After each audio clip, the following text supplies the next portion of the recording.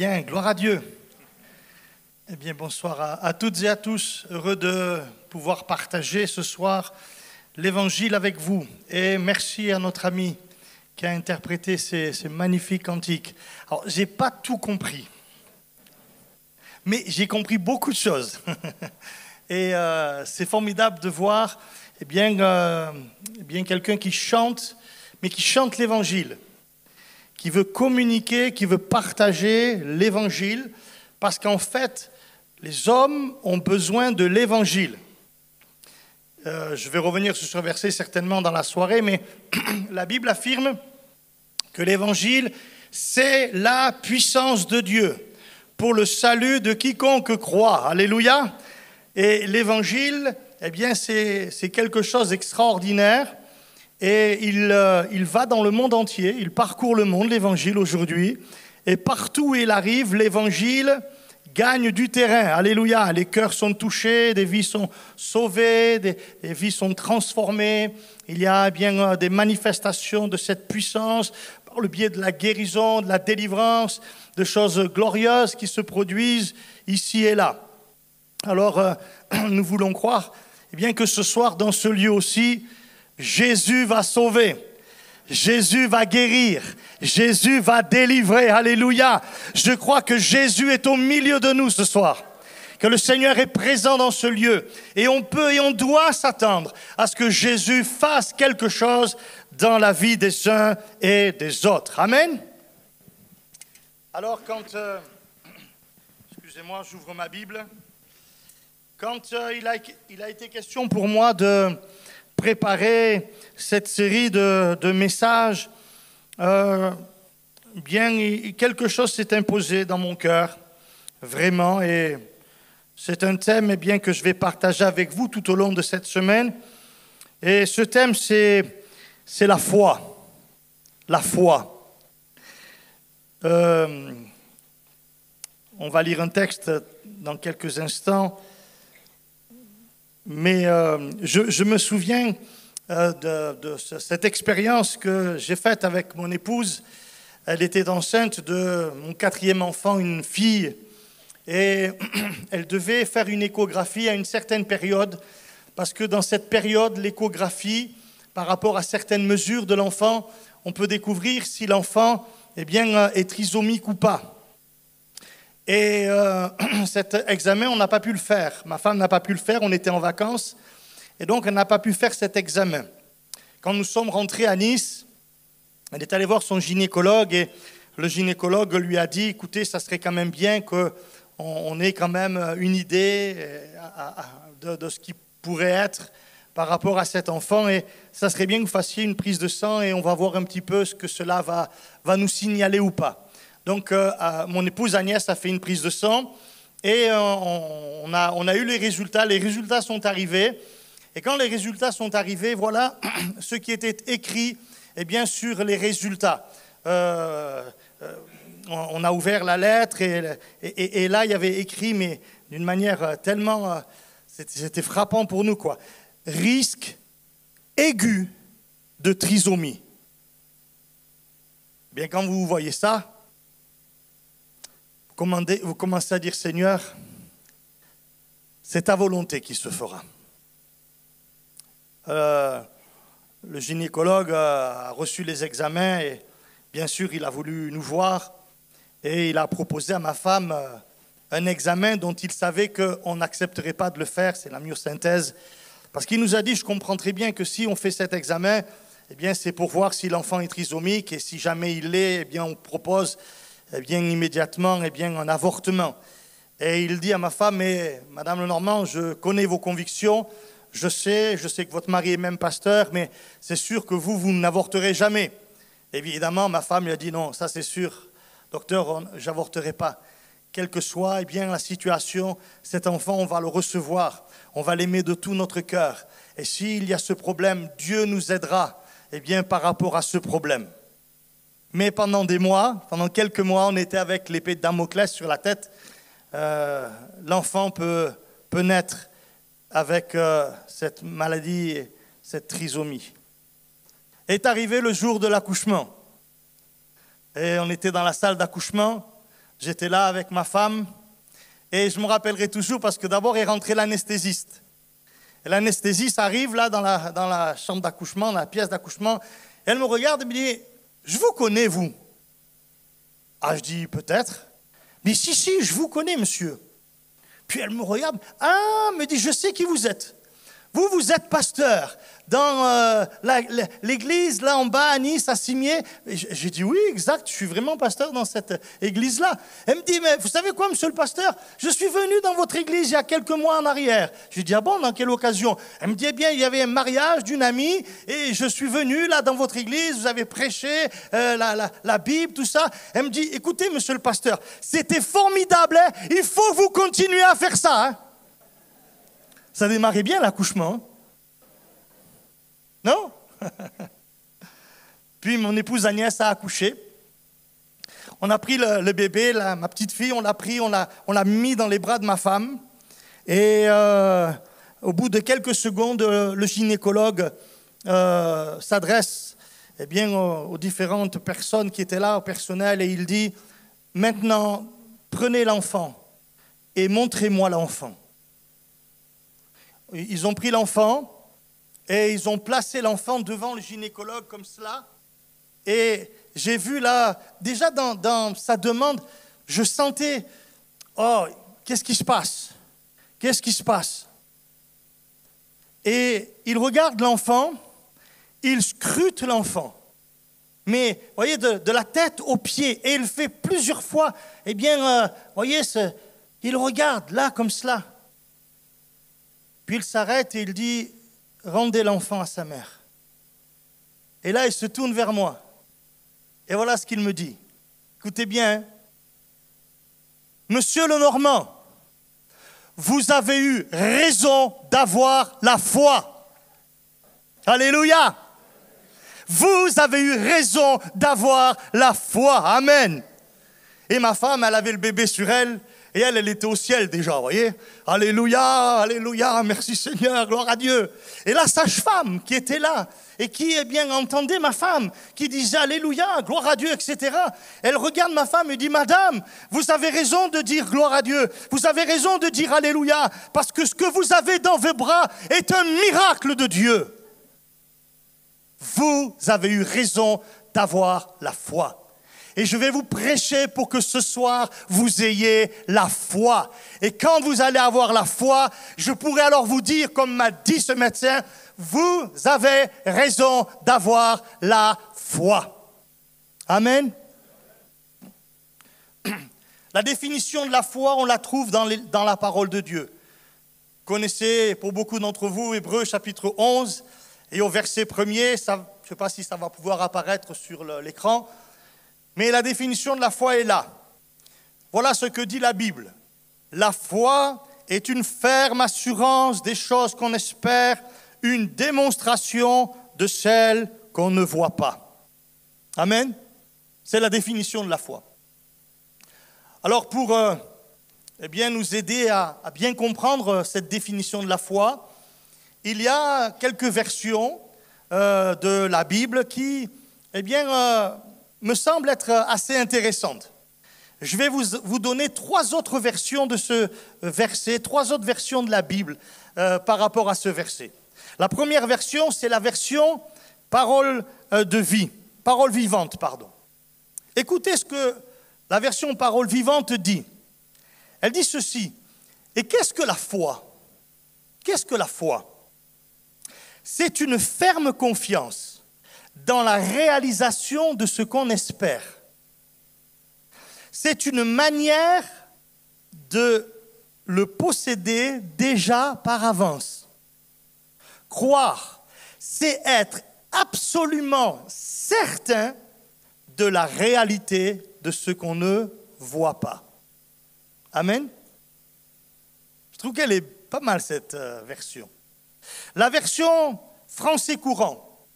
Mettre sa foi en Dieu, c'est être sûr de ce que l'on espère. C'est être sûr de ce que l'on espère. C'est être convaincu de la réalité de ce qu'on ne voit pas. Dieu, on ne le voit pas. C'est vrai ou pas? Dieu, on ne le voit pas. Mais celui qui a la foi, il est convaincu que Dieu existe. Il est sûr que Dieu existe. La dernière version, c'est la version parole de vie. Croire en Dieu, c'est une façon de posséder déjà les biens qu'on espère. C'est être persuadé que les choses qu'on ne voit pas existent vraiment. Amen? Amen? Ça me rappelle l'histoire de ce couple-là. C'était du côté de Marseille, vers Aubagne, à quelques kilomètres de Marseille. Et une dame était venue à l'église. Et cette dame, elle était vraiment remplie de démons. Et dans une réunion, dimanche après-midi, elle s'est approchée quand on a prié pour les personnes. Et au moment où elle s'est approchée, elle est tombée, mais raide. Bah! Et tout son corps était raide, dur. Ils l'ont mis là sur 4 chaises, là. Ils ont commencé à prier pour elle. Et il a commencé à se passer certaines choses. Et puis, au bout d'un moment, ils ont arrêté de prier. Et ils ont dit à cette femme qu'il fallait rentrer chez elle. Et le pasteur lui a dit, je viens demain matin chez vous prier pour vous. Et le lendemain, le pasteur est allé prier pour elle, chez cette femme. Et à ce moment-là, au bout de quelques instants, le pasteur m'a appelé. Et il me dit, Fred, est-ce que tu es libre? Je dis, oui, pourquoi? Et il me dit, voilà, je suis chez une femme, elle est possédée, il y a des démons qui sont là, et c'est un combat difficile. Est-ce que tu peux venir? Est-ce que tu peux venir m'aider? Et je lui réponds, ok, pas de problème, je suis là dans quelques minutes, j'arrive tout de suite. Je me rappelle, à ce moment-là, quand je dis ça, je me rappelle avoir entendu cette femme, du moins une voix qui sortait de cette femme. Je l'ai entendu dire au moment où j'ai dit, je vais venir là, j'arrive, je l'ai entendu dire, non, lui, il ne vient pas, je ne veux pas qu'il vienne là. Et j'ai dit, j'arrive encore plus vite. Et donc, je suis arrivé là, et on a prié pour cette femme, elle était vraiment remplie de puissance mauvaise, et on a prié au nom de Jésus, et au bout d'un moment, eh bien, les démons sont sortis, et elle a été enfin libérée. Mais là où c'est très intéressant, c'est son compagnon. Son compagnon, après tout cela, on a commencé à discuter, et il nous a dit cela. Il nous a dit, vous savez, messieurs les pasteurs, jusqu'à ce matin, je ne croyais ni en Dieu, ni au diable. Ni en l'un, ni à l'autre. Il me dit, mais ce matin, quand ma compagne s'est réveillée, et qu'on s'est réveillé, je lui ai dit, tu sais, tu te rappelles que ce matin, le pasteur va venir prier pour toi. Et là, il me dit, monsieur le pasteur, quelque chose de très étrange s'est passé. Moi qui ne croyais ni en Dieu, ni au diable, quelque chose de très étrange s'est passé. Tout d'un coup, ma compagne m'a regardé, m'a fixé dans les yeux. Et elle a commencé à me parler, non pas avec sa voix, avec une autre voix. Et elle a commencé à me dire, écoute-moi bien, ces pasteurs-là, ils ne doivent pas venir dans cette maison. Ici, le maître, c'est moi. Donc, je t'interdis de faire venir. Et quand il nous a dit, quand j'ai entendu ça, j'ai dit à la voix qui parlait, oui, il n'y a pas de problème, t'inquiète pas. Hein. Il a eu un peu peur en fait. Hein. Mais on est quand même venu, on a prié pour elle, et au nom de Jésus, elle a été délivrée. Et à la fin, cet homme, il m'a dit, maintenant, monsieur le pasteur, comprenez ceci, je crois que Dieu existe, et je crois que le diable existe aussi. Il avait touché du doigt à des réalités invisibles. Quand nous disons « Jésus est au milieu de nous », quelqu'un me dira peut-être « mais moi je ne le vois pas ».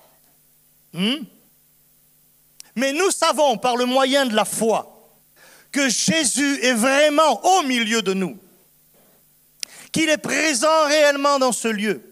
Et parce que Jésus est réellement présent dans ce lieu, il peut et il va se passer quelque chose dans la vie d'un homme, dans la vie d'une femme, peut-être un jeune homme, une jeune fille, j'en sais rien, mais je sais une chose, c'est que si quelqu'un, au travers de la prédication de l'Évangile, se met à croire, Dieu va intervenir dans sa vie, alléluia. La foi. Si je regarde la parole de Dieu, vous avez dans les évangiles, je ne vais pas lire tous ces textes, mais vous avez par exemple dans l'évangile de Marc au chapitre 5 et dans l'évangile de Marc au chapitre 9, l'histoire d'une femme qui avait une perte de sang. La Bible dit que ça faisait 12 ans qu'elle avait cette perte de sang. Elle est allée voir beaucoup de médecins sans qu'aucun des médecins n'ait pu la guérir ou même la soulager. La Bible affirme même qu'elle avait dépensé tout ce qu'elle possédait pour trouver une solution, un remède à son problème de santé, mais rien n'y fait. Personne n'était en mesure de guérir cette femme.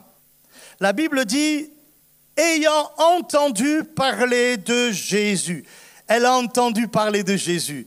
Et moi, j'aime cette phrase parce que je me dis, elle a dû entendre bien parler de Jésus. Parce que quand elle a entendu parler de Jésus, elle s'est dit, c'est vers lui qu'il faut que j'aille. C'est lui qui peut faire quelque chose dans ma vie. Alléluia. Et voilà son raisonnement. Et là, on a vraiment le raisonnement de la foi. Là, on voit vraiment la définition de la foi qui se réalise, se manifeste.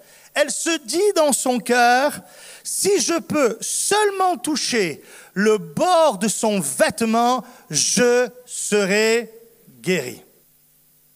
Seulement toucher le bord de son vêtement, je serai guéri. C'est la foi. Elle n'est pas guérie encore. Mais elle croit que ça va arriver. Si elle parvient à toucher le bord du vêtement de Jésus, elle est persuadée qu'elle va être guérie. C'est la foi réelle. Et la Bible affirme ceci.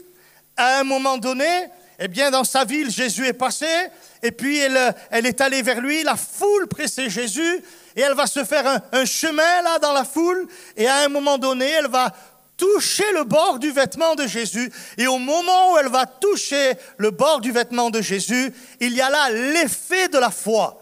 Au moment où elle touche, la Bible dit, elle sent dans son corps qu'elle est guérie de son mal. Alléluia. Elle est toute tremblante. Jésus s'arrête, il dit, qui m'a touché? Tout le monde, les disciples disent, mais Seigneur, tout le monde te touche. Regarde la foule qui est là, qui te presse, qui te touche. Comment peux-tu dire qui m'a touché? Mais Jésus sait qu'une femme vient de toucher son vêtement avec la foi. Alors il dit, qui m'a touché?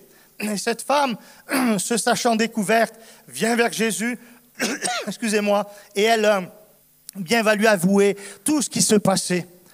Et Jésus va lui dire, écoute ma fille, va en paix, ta foi t'a sauvée. Ce jour-là, elle a été complètement guérie par le Seigneur. Amen. C'est un miracle extraordinaire relaté par les évangiles.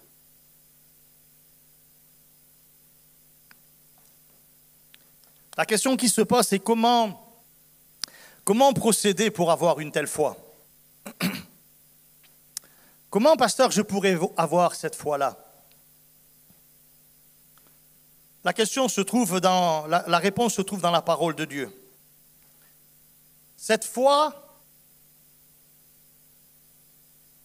que cette femme a eue, elle se manifeste par le fait d'entendre la parole de Dieu, le message de l'Évangile. Elle a entendu parler, elle. L'Épître aux Romains dit ceci, la foi vient de ce que j'entends, et ce que j'entends vient de la parole de Jésus. Un homme va le comprendre. Si vous lisez ce verset dans la version Chouraki traduit comme ça. La foi vient de ce qu'on entend, et ce qu'on entend vient d'un mot du Messie. Un mot du Messie. Un mot de Jésus. Un mot de Jésus. Et un homme va le comprendre. Va bien le comprendre. Il a un serviteur malade. C'est un Romain, un capitaine de l'armée romaine. Et il vient vers Jésus. Et il va s'approcher du Seigneur. Et il va dire à Jésus, Seigneur, je crois cela. Il va dire, Seigneur, dis seulement un mot et mon serviteur sera guéri. Jésus va dire, je vous le dis en vérité, même en Israël, je n'ai pas trouvé une aussi grande foi. Cet homme a cru que si Jésus disait un mot, un seul mot, son serviteur qui était à la maison allait recevoir la guérison de la part du Seigneur. Jésus lui a dit qu'il en soit fait, eh bien selon ta foi, et la Bible dit à l'heure même, le serviteur de cet homme a été guéri par Jésus. Dis seulement un mot, voilà d'où vient la foi, d'un mot du Messie, d'une parole de Dieu, d'une parole de l'Évangile, d'une parole de la Bible, un mot. Et ce soir, c'est cet Évangile que tu entends, et je crois qu'un mot de Jésus va suffire pour que tu aies la foi qui va saisir la bénédiction de Dieu. Un mot.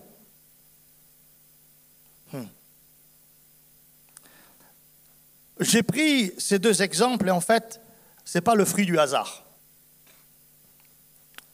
Parce que dans ces deux exemples est révélé en fait tout le plan de Dieu en ce qui concerne le salut et l'intervention de Dieu dans l'histoire des hommes.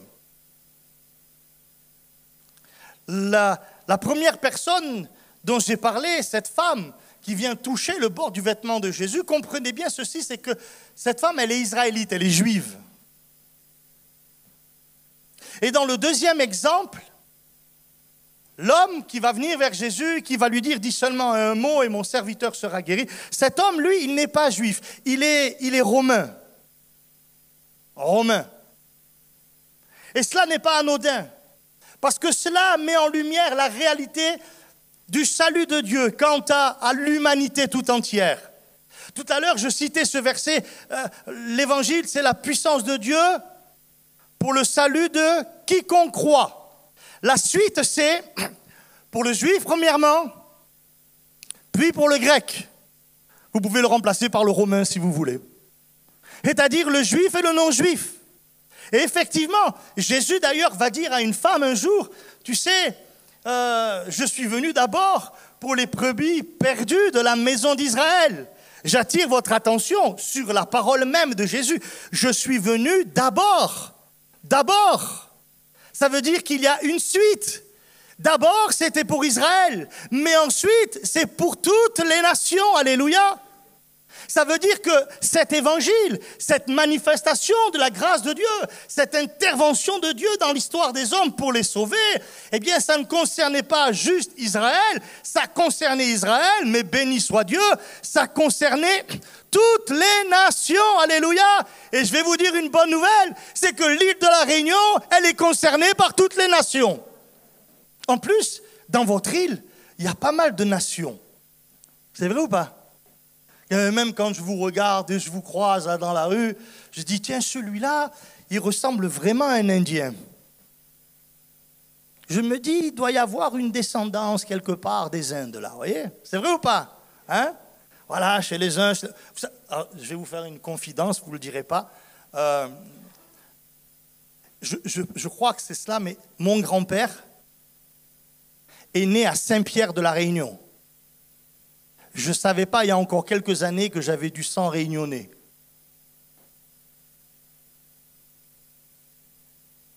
C'est pour ça que je ne comprends pas que je n'ai pas tout compris. Hein?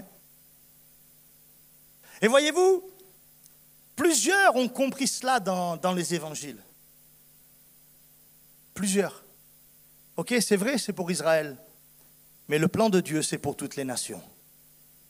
Et c'est ce que Jésus va dire quand Nicodème, ce chef religieux, vient vers Jésus et qu'il s'intéresse aux choses de Dieu, au salut de Dieu. Que va lui dire Jésus ? Il va lui dire, écoute Nicodème, Dieu a tant aimé le monde,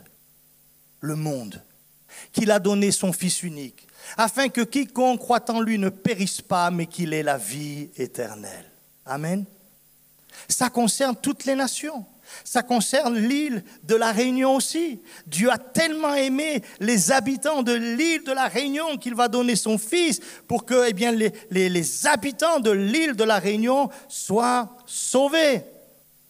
Avez-vous remarqué que, par exemple, le livre des Actes des Apôtres, commence, et dans les premiers chapitres, par le salut accordé aux Juifs. C'est cela, Acte 2. Vous verrez, lisez, vous allez voir, ça commence par Jérusalem. Là. Et ce même salut de Dieu, à la fin du livre des Actes, eh bien, il se termine à Rome. Les nations. C'était pour eux d'abord, mais ensuite pour les nations. Et c'est pour ça que le livre des Actes commence à Jérusalem et il se finit à Rome. Comme si Dieu voulait dire, je veux que toutes les nations soient au bénéfice de mon salut, de ma grâce et de ma bénédiction. Alléluia. C'est pourquoi dans l'Évangile, je rappelle cette parole. L'Évangile, c'est une puissance de Dieu pour le salut du quiconque croit, du juif et ensuite du grec.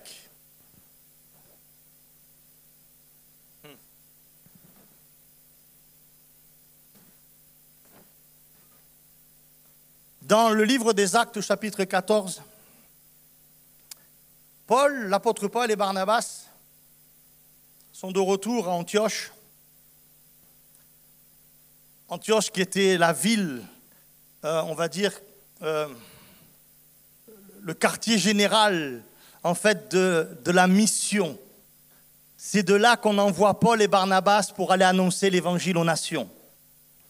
Donc ils sont de retour et ils font un rapport extraordinaire.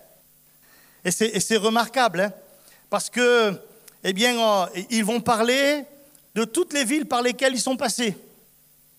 Et ce ne sont pas des villes qui concernent Israël. Non, pas du tout. Regardez, il est question de Derbe, il est question de Lystre, Icône, Antioche de Pisidie, Perge, Athalie et enfin Antioche de Syrie. Toutes ces villes dans lesquelles ils sont passés pour annoncer le message de l'Évangile. Ouais. Ils vont raconter tout cela, à l'église d'Antioche, comment Dieu agit, ce qu'il a fait avec eux. Et il y a une petite précision, ils vont dire comment Dieu avait ouvert aux nations la porte de la foi. Je vais faire un tout petit retour en arrière. David, tu me diras si je me trompe. J'ai regardé, il me semble que c'est ça, c'est le 3 août 1966. Je vais vous dire quelque chose. Le 3 août 1966, Dieu a ouvert la porte de la foi à l'île de la Réunion. Et on a les effets de ça ici encore ce soir.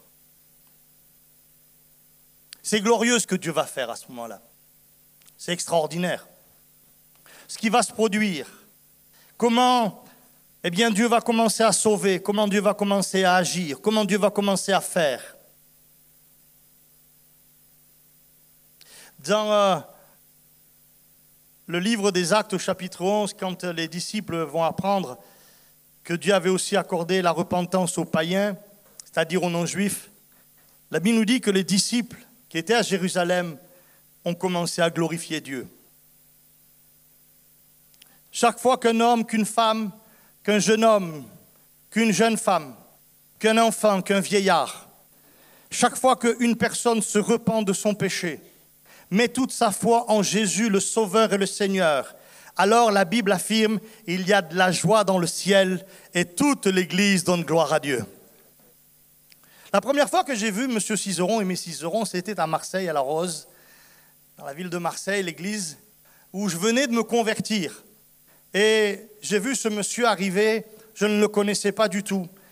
Et il a commencé à parler, il était fatigué. Je crois qu'il sortait d'un problème de santé qu'il avait assez important. Et il était là, et malgré sa fatigue, on voyait qu'il avait vraiment eu un problème. Il a commencé à nous raconter ce qui s'était passé à l'île de la Réunion. Mais vous savez quoi? Je suis marqué par ça. Parce que ce jour-là, j'étais un jeune chrétien. Ça faisait quelques mois que j'étais chrétien, que j'étais converti. Et j'entends cet homme, ce missionnaire, nous dire comment Dieu a ouvert la porte de la foi aux Réunionnais. Ce que Dieu a fait, les miracles, les guérisons, les gens sauvés, les gens délivrés, les gens libérés, la lumière qui pénètre dans les ténèbres, etc. Il a parlé pendant, je ne sais plus, peut-être 1h30 ce jour-là.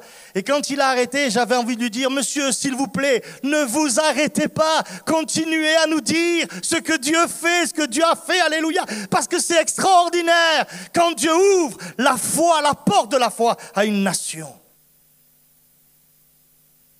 La bonne nouvelle, la véritable bonne nouvelle, c'est que Dieu n'a pas changé. Ce qu'il a fait à partir du 3 août 1966, Dieu est capable de le faire aujourd'hui et maintenant, ici à l'île de la Réunion, alléluia. Et je vous encourage à le croire. La porte de la foi ne s'est pas fermée à l'île de la Réunion. Elle est toujours ouverte. Ça veut dire que vous pouvez vivre des choses extraordinaires. C'est pourquoi, j'aimerais vous dire aujourd'hui cette parole.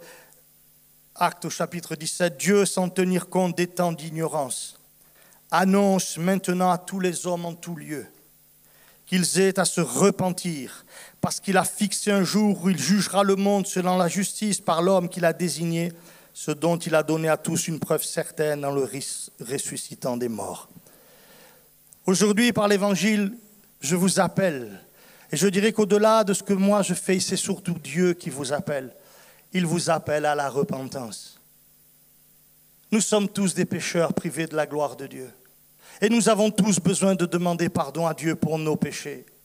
La foi véritable, ça nous conduit au pied de la croix et à demander pardon à Jésus pour nos péchés. Quand je me suis converti, je me souviens de ce moment très précis. C'est quelque chose qui est là, ça m'a marqué à tout jamais, à vie. Je suis marqué par cette réalité. J'étais dans l'église, comme vous l'êtes ce soir. Il y avait là des gens qui louaient, qui bénissaient Dieu, qui glorifiaient Dieu. Et moi, je suis là, saisi par l'Esprit Saint, convaincu par le Saint-Esprit que je suis un pécheur, que j'ai offensé Dieu réellement, que j'ai attristé le cœur de Dieu, que c'est mon péché, qui va amener Dieu à offrir son Fils pour moi, pour me sauver. Mais je me souviens qu'alors que j'étais convaincu, il y avait des centaines de personnes qui étaient là, mais j'avais l'impression d'être seul. Et je pleurais sur ma misère, je pleurais sur mon péché. Et j'étais en train de demander vraiment pardon de tout mon cœur. Et je me souviens parce que je disais à Dieu, mais Seigneur, comment je fais? Je ne peux pas me sauver moi-même. Rien en moi ne peut me sauver. Il n'y a aucune chose en moi qui peut m'amener au pardon, au salut de Dieu. Rien en moi. Et je me souviens, j'étais là pleurant, désespéré de moi-même. Et alors que je suis dans les larmes, que je pleure sur ma misère, sur mon péché, le Saint-Esprit se révèle, le Saint-Esprit agit, alléluia. Et alors mes yeux sont fermés et je pleure, je ne cesse de pleurer. Et tout d'un coup, l'Esprit parle à mon cœur. Et devant moi se dresse une croix. Et j'entends le Saint-Esprit me dire, regarde, il a payé pour toi.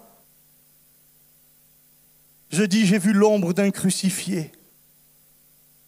Et j'ai dit, Seigneur, c'est à toi que je demande pardon. Et quand je me suis relevé, mon âme était sauvée. Ah, j'étais tellement bien. Tout était beau autour de moi. Tous les gens qui étaient autour de moi, ils étaient tous beaux. Ils n'avaient pas changé en 2 minutes. C'est mon cœur qui avait changé. Mon âme était libérée, sauvée par le Seigneur. Mais pour cela, il faut se repentir et croire. Et quand on se repent et qu'on croit, Jésus nous sauve de tous nos péchés, alléluia. Et il change notre vie. Et je vais terminer avec cela. Je vous invite à venir au pied de la croix et croire que Jésus va vous sauver de tous vos péchés. Mais écoutez ce que l'apôtre Pierre a écrit. Il dit, lui qui a porté lui-même nos péchés en son corps sur le bois, afin que, morts au péché, nous vivions pour la justice. Lui, par les meurtrissures duquel vous avez été guéris. Car vous étiez comme des brebis errantes, mais maintenant vous êtes retournés vers le pasteur et le gardien de vos âmes. Chers amis, croyez que Jésus est mort pour vos péchés. Venez à lui avec un cœur repentant. Mais croyez également que par ses meurtrissures, nous avons été guéris. Quelle que soit votre maladie, votre douleur, votre souffrance, la Bible affirme ici que Jésus a été meurtri sur la croix pour vous libérer et pour vous guérir. Alléluia. Et c'est pour vous. Je prêchais l'évangile et c'était une soirée où je donnais différents témoignages. Et une femme est là au milieu de l'auditoire, elle m'écoute. Et cette femme, elle a un problème avec l'alcool. C'est une alcoolique. C'est terrible, sa vie. Du soir au matin, elle est dans l'ivresse. Elle est saoule. Elle ne peut s'empêcher. Elle est prisonnière de l'alcool, véritablement. Et elle m'écoute. Elle m'écoute donner les témoignages. Et je donne différents témoignages de guérison, de délivrance, de choses comme cela. Mais rien qui ressemble à son problème. Rien qui ne parle de son problème. Et alors qu'elle m'écoute, au bout d'un moment, elle dit, bien, tu vois, Dieu, ce pasteur, il parle de tout. Mais il ne parle pas de mon problème. J'ai bien compris ce qui se passe. Tu n'as pas du tout envie de t'occuper de moi. Tu n'as pas du tout envie de venir à mon secours. Tu n'as pas du tout envie de venir me délivrer. Et pourtant, j'ai ce problème, c'est grave. J'aimerais m'en sortir, mais je n'y arrive pas. Mais tu vois, regarde, il a cité plein de problèmes, mais pas le mien. Pas le mien. Alors écoutez bien ce qui va se passer à ce moment-là. Elle est en train de se dire ça dans sa tête. Elle est en train de se le dire.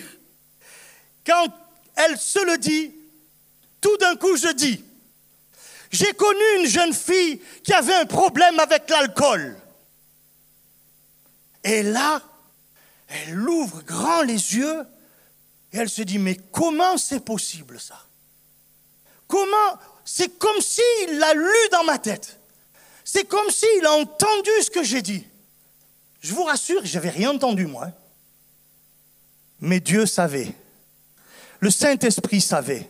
Alors je dis, je connais une jeune fille qui avait des problèmes avec l'alcool et je raconte le témoignage de cette jeune fille et comment Dieu a délivré cette jeune fille de l'alcoolisme. Quand elle a entendu ça, elle a commencé, c'est tellement beau l'évangile, elle a commencé à se dire, alors Seigneur, tu penses à moi. Alors peut-être que tu m'aimes. Alors peut-être que tu peux faire quelque chose pour moi. Et à la fin de la prédication, j'ai invité les gens à venir, à s'approcher pour que je prie pour eux, pour que le Seigneur les bénisse, les guérisse, les délivre. Et je me rappelle parce que je vois cette femme arriver. Et quand elle arrive là devant, je regarde cette femme. Alors d'habitude, quand je prie pour les malades, pour les gens qui ont besoin, souvent je mets une main sur l'épaule, une main sur la tête et je prie. Mais quand cette femme est arrivée, je regarde cette femme et là je fais, mais tout à fait autre chose en fait. Je prends mes deux mains et je mets mes deux mains sur ses joues. Comme ça. Je ne sais même pas pourquoi j'ai fait ça en fait. Mais c'est ce que je fais. Et là, elle va me raconter, elle, ce qui va se passer. Elle me dit, Fred, au moment où tu mets tes deux mains sur mes joues, l'amour de Dieu me traverse de la tête aux pieds. Et je sais à ce moment-là que Dieu vient de me délivrer de l'alcoolisme. Alléluia. Ça fait 12 ou 13 ans qu'elle a été délivrée de l'alcoolisme. Il y a quelques mois, elle donnait son témoignage dans un camp. Il y avait ses deux petits-fils qui étaient là. Et il y a quelques jours, on a baptisé un de ses petits-fils qui était là. Dieu peut faire des choses extraordinaires. Lui, par les meurtrissures duquel vous avez été guéris. Si vous me donnez encore 5 minutes, je vais vous raconter quelque chose. Dans ma famille, on a connu l'évangile assez tôt, dans les années 70. Et puis, pour certaines raisons, ma famille a quitté l'église, a abandonné l'église. Et peut-être qu'il y a quelqu'un au milieu de nous qui vit cette situation-là. Et j'avoue une chose, c'est que c'est très difficile de revenir à l'église quand on a quitté l'église après avoir connu la grâce de Dieu. Et surtout, mes amis, ne jugeons personne. Au contraire, vous savez, il y a des gens, parfois, ils quittent l'église, et puis le Seigneur fait son travail, et quelques temps après, voire des années après, la personne, elle revient, mais timidement, elle revient, vous voyez, elle n'est pas fière, elle revient, c'est difficile. Et puis vous avez quelqu'un de l'église qui vient la voir, et qui lui dit, enfin, ça y est, tu reviens toi. Ça décourage tout le monde, ça, hein? Non? Pas vrai? On a laissé l'église. Et au départ, tout allait bien. Et puis, il y a eu un problème et les choses se sont dégradées. Ma mère est tombée malade. Une dépression nerveuse. À la fin de sa maladie, là, ma mère prenait 22 médicaments par jour. Ça faisait des mois que ma mère ne dormait pratiquement plus. Ça faisait des mois qu'on n'avait pas un repas de famille. Ça faisait des mois que, ma mère se tapait des crises quotidiennes. Et quand ma mère se tapait une crise, c'était pas « je pleure », c'était « je casse tout dans la maison ». Tout. On habitait au 4e étage d'un des quartiers de Marseille, quartier nord de Marseille. Et je me rappelle parce que quand on arrivait en bas de la maison, là, de l'appartement, donc on était au 4e. Parfois, quand j'arrivais à la maison, au devant de l'immeuble, là, j'entendais d'en bas ce qui se passait en haut. Et je peux vous dire que quand vous êtes le fils, vous n'avez que 16 ans, 17 ans, et que vous entendez ce qui se passe, vous hésitez à rentrer à la maison, hein, parce que vous avez peur de ce que vous allez trouver à l'intérieur. J'ai vu ma mère faire des choses incroyables. Parfois, quand je rentrais à la maison, je rentrais et je ne voyais pas ma mère. Je dis, mais elle est où? Et puis, je comprenais ce qui était en train de se passer. Alors, j'allais au balcon. Et ma mère, elle était sur le balcon, 4e étage. Là, le corps sur, vous voyez, la barrière, là, avec une seule idée en tête. Je m'enlève la vie, ça suffit. Et moi, j'allais doucement, je m'approchais d'elle, je la prenais, et je la rentrais à l'intérieur, j'ai surtout fais pas ça, quoi. J'ai vu ma mère se taper avec une violence inouïe, la tête sur des coins de mur, pour s'ouvrir la tête en deux. Ça devenait invivable. Invivable. Un jour, mon père part au travail, un matin du moins, il part au travail, il travaillait sur le port à Marseille, et en partant, il dit, ce soir, je ne rentre pas à la maison, j'en peux plus. Je n'en peux plus.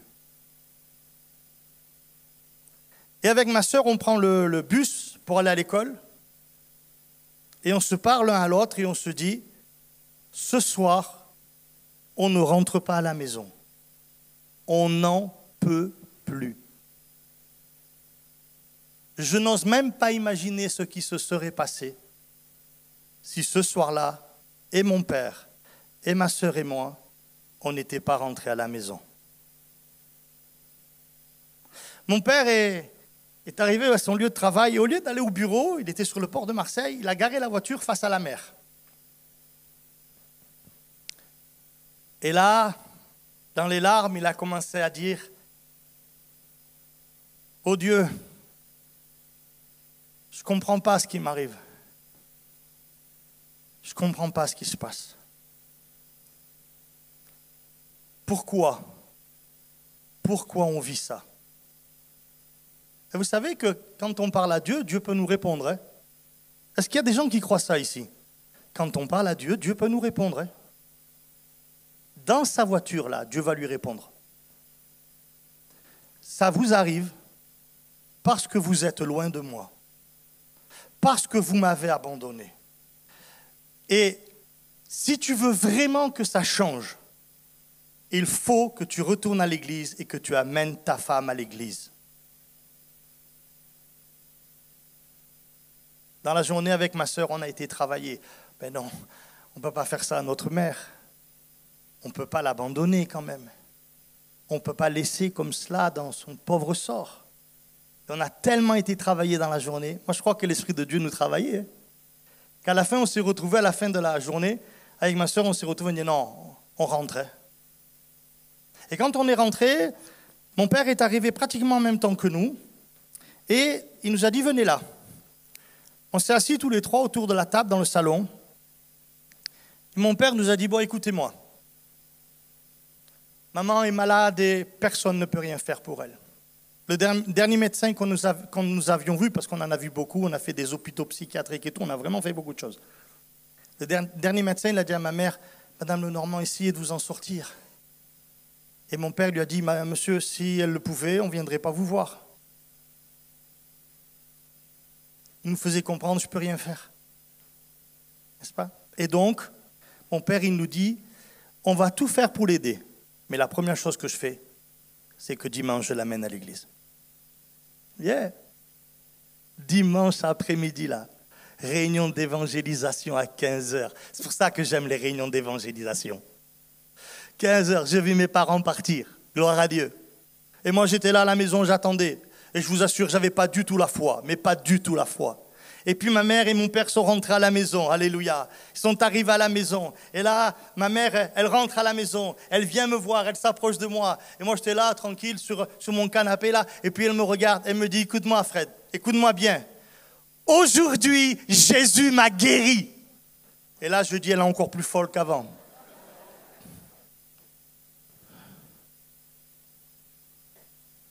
Et puis, alors, ce que je vais vous dire là, je ne vous dis pas de le faire. Si vous avez des problèmes du même ordre, ne faites pas ce que ma mère a fait ce jour-là. Elle l'a fait parce qu'elle a reçu une parole de Dieu dans son cœur et qu'elle a senti que Jésus agissait et guérissait sa vie. Mais elle est allée dans l'armoire à pharmacie, là où il y avait tous ces médicaments. Elle prend tous les médicaments, elle les jette à la poubelle. Et moi, je vois ça. Et quand je vois ça, je dis, oh papa, avec les cachets, avec les médicaments, c'est l'enfer. Sans les cachets, on est foutu.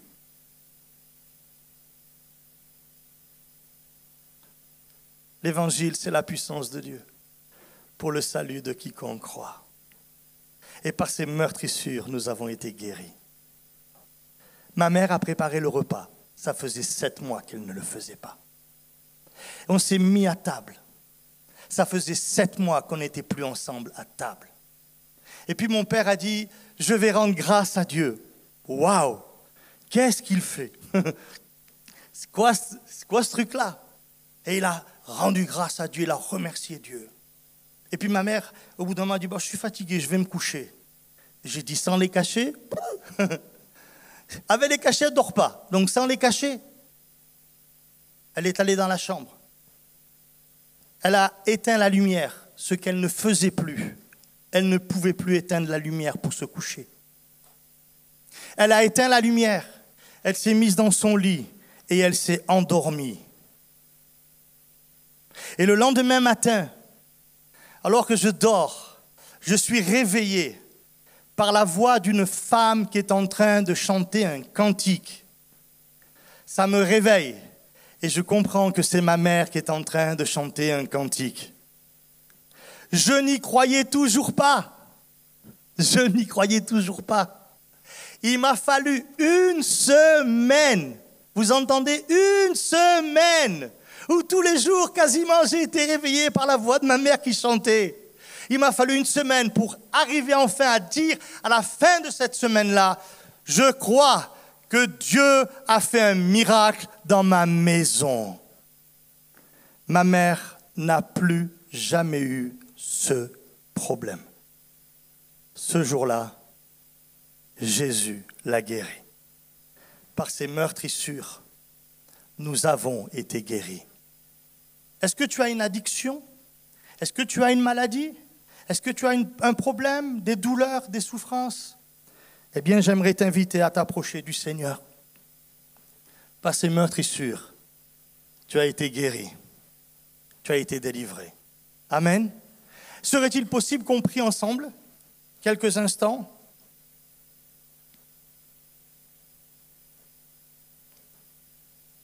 Et on est là vraiment devant le Seigneur maintenant.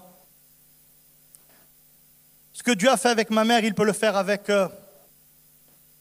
tous en fait, avec chacun de vous. J'aimerais vraiment vous inviter à croire que le Seigneur est capable d'agir, de vous bénir en cet instant.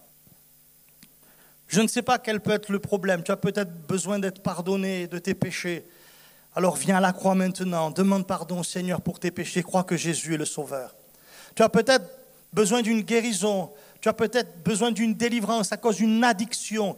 Je parlais de cette femme qui est alcoolique. C'est peut-être la drogue, c'est peut-être des vices particuliers dans ta vie. Tu veux t'en débarrasser, tu n'y arrives pas. Je crois dans la puissance de Dieu, dans la puissance de l'Évangile. Je crois dans l'amour de Jésus. Alors j'aimerais prier pour vous, vous qui avez ces besoins-là. Si quelqu'un veut que l'on prie, est-ce qu'il serait possible, si tu veux que je prie et que je prie avec toi, serait-il possible que tu lèves là ta main à ta place et on va prier le Seigneur? Voilà, des mains se lèvent. Beaucoup de mains se lèvent dans cet auditoire ce soir. Voilà, je ne sais pas le problème, c'est Dieu qui connaît le problème.